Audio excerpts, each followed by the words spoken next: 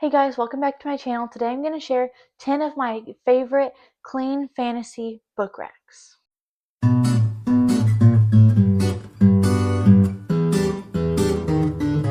Y'all don't know this and you don't have to, but I'm going to tell you anyway. I just filmed this entire video without sound. So this is my second time doing it. Yay. My first recommendation is a fairy tale retelling, and that is the Storytellers series by Victoria McCombs.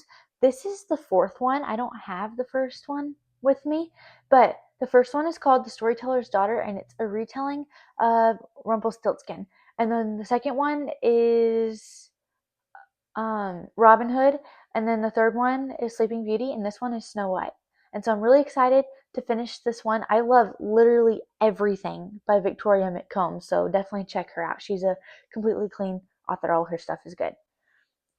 Okay. Next is The Wonderland Trials by Sara. This is an Alice in Wonderland retelling, and it's about this girl named Alice who lives with her sister who goes missing, and she has to go to Wonderland to save her. This one is a duology, and I loved both of the books so much. I love Sara, actually. Love her stuff. The third one was like the first book I've ever read like this, and it's really good. It's called Secrets in the Mist by Morgan L. Busse, and it's about these people who live on these floating islands, and there's this deadly mist rising under them, and they have to move up onto higher islands every time it rises, and they're running out of room for people, so sometimes they just throw people into the mist. But when you go into the mist, you don't just die. It then takes over your body and turns you into this zombie kind of person. And so our main character, Cass, her parents got thrown into the mist one time, and so she's by herself, but she becomes a diver, which are people who dive into the mist with protective gear and stuff so they don't turn, and find stuff that people who used to live on the ground used and sell it for money. And so she becomes one of those, and it's a very dangerous job. And there's also a duology, and I love both of them so much. Okay, next is The Inheritance Cycle by Christopher Paolini. This is the fifth one. I don't have any of the other ones, but it starts off with Aragon, and it's about this boy who finds a dragon egg, but he thinks it's just a rock, so he takes it home, and it hatches, and he has to hide this dragon from everybody in his village. And there's these really creepy bad guys that kind of remind me of orcs in it, and he has to defeat them and stuff. And it's a really, really good book. They're all super thick. This is actually one of the thinner ones. Yeah. But I read them really, really quickly. It took me like a month to read them all, and I love them so much, like so much. Next we have Vivid by Ashley Bustamante, I think is how you say it. And it's about this girl named Ava, and she lives in this world where there are three types of magic: red magic, blue magic, and yellow magic. And yellow magic is banned. And so when a yellow magic user shows up and breaks out into their school, it all erupts into chaos. But Ava becomes friends with this guy. And so, yeah, it's really good. There are three of them, and I love them all so much. This next one, I forgot how I found it, but it's self-published, and there's five of them, and I love them so much.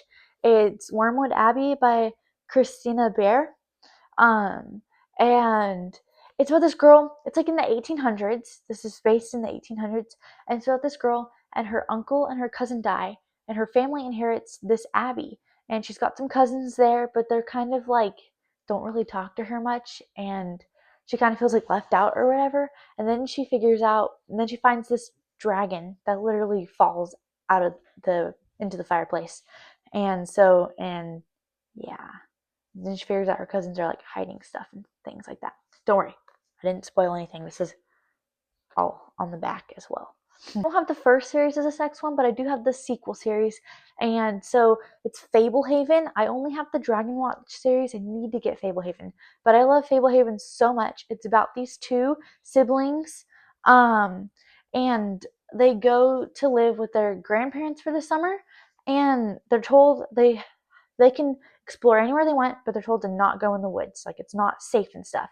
But Seth goes in there anyway and figures out that they are like taking care of all these mythical creatures. Like they're one of the keepers for them.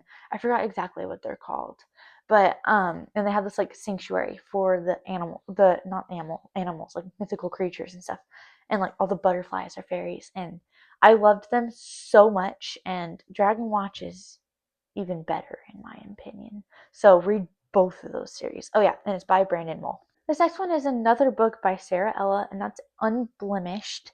And it's about this girl who has this like birthmark on her face, and everyone makes fun of her for it. But then this one person takes her to this other world called each world is called a reflection, and she figures out that it's actually really important, and her birthmark is like very significant in this other world. And there are 3 of these. I loved this one so much. This one, I don't really know if it would be considered fantasy. It's more like a mythology kind of thing, but that's Mark the Thief by Jennifer Nielsen. And it's about this guy who finds this medallion, um, and it has like holds like magical powers, but it only releases it to certain people, and it releases it to him. And so then everybody is out to get him. And there are 3 of these. I love them so much. I love everything by Jennifer Nielsen as well. She's a great author. Check her out. Next is Once a Queen by Sarah Arthur. This one's a portal fantasy. A lot of people don't like this book because they say not a lot happens. It's just a lot of world building and character building, which I love. I haven't read the rest of them, but it should pick up by then. But this girl, she lives in America, and her grandma lives in England. So she goes to visit her for the summer, and she's like never met her before.